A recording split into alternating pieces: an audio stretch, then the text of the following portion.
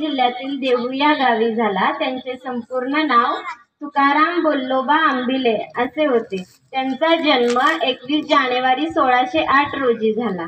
तुकाराम महाराज हे वारकरी संप्रदायातील एक महान संत आणि कवी होते। त्यांनी तुकाराम गाथा आणि 5000 वरती अभंग लिहिले। वारकरी संप्रदायामध्ये तुकाराम महाराजांना जगद्गुरू म्हणून ओळखले जातं। वारकरी संप्रदायामध्ये जी प्रवचने आणि कीर्तने होतात त्याच्यामध्ये तुकाराम महाराजांना जगद्गुरू म्हणताना असा उल्लेख केला जातो की पुंडलिक वरदे हरी विठ्ठल श्री ज्ञानदेव तुकाराम, पंढरीनाथ महाराज की जय, जगद्गुरू तुकाराम महाराज की जय असं म्हणून तुकाराम महाराजांचा गौरव केला जातो। या तुकाराम महाराजांचा लहानपणीचा एक किस्सा सांगते। जेव्हा ते लहान होते आणि त्यांनी पाहिलं की त्यांच्या मित्राच्या घरी सावकाराने कर्ज घेतलं होतं आणि ते परत दिलं नाही म्हणून घरातील सगळं धान्य घेऊन जात होता, तेव्हा छोट्या तुकाराम महाराजांनी आपल्या हातातलं चांदीचं कडं काढून त्या मित्राला दिलं। तेव्हा तुकाराम महाराजांच्या आईला जेव्हा समजलं की याने चांदीचं कडं काढून दिलं, तेव्हा तुकाराम महाराजांची आई तुकाराम महाराजांना म्हणाली, अरे तू का दिलं? तेव्हा तुकाराम महाराज म्हणाले, तो माझा मित्र आहे म्हणून दिलं। मग तेव्हा तुकाराम महाराजांची आई म्हणते, अरे मित्र असला म्हणून चांदीचं कडं दिलं का? तेव्हा तुकाराम महाराज म्हणतात, अगं आई, माझ्याकडं सोन्याचं कडं नव्हतं म्हणून मी चांदीचं कडं दिलं। असेही तुकाराम महाराज वयाने लहान होते, पण त्यांचा विचार, त्यांचा मनाचा मोठेपणा फार मोठा होता।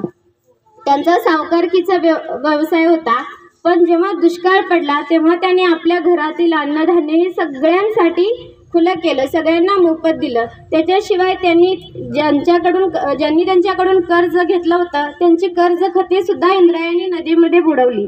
मग काही समाजकंटकांनी त्यांना त्रास देण्याचा खूप प्रयत्न केला, पण तुकाराम महाराज कधीच मागे हटले नाही। ते नेहमी आपल्या कार्यासाठी प्रेरित राहिले। त्यांनी खूप सारे अभंग लिहिले आणि आपल्या अभंगामधून त्यांनी लोकांना सांगितलं, जे का रंजले गांजले त्यासी म्हणे जो आपुले, तोच साधू ओळखावा देव तेथेची जाणावा। म्हणजे जे दुःखी कष्टी आहेत त्यांना जवळ करून त्यांची सेवा करणारा तो खरा साधू संत आणि देव हा त्याच्यापाशी आहे।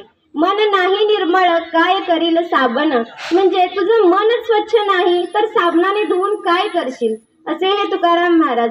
ज्यावेळेस त्यांची गाथा इंद्रायणी नदीमध्ये बुडवली त्यावेळेस ते इंद्रायणी नदीच्या काठी खूप दिवस बसून राहिले आणि आपली गाथा बुडाली असं म्हणत होते सगळे।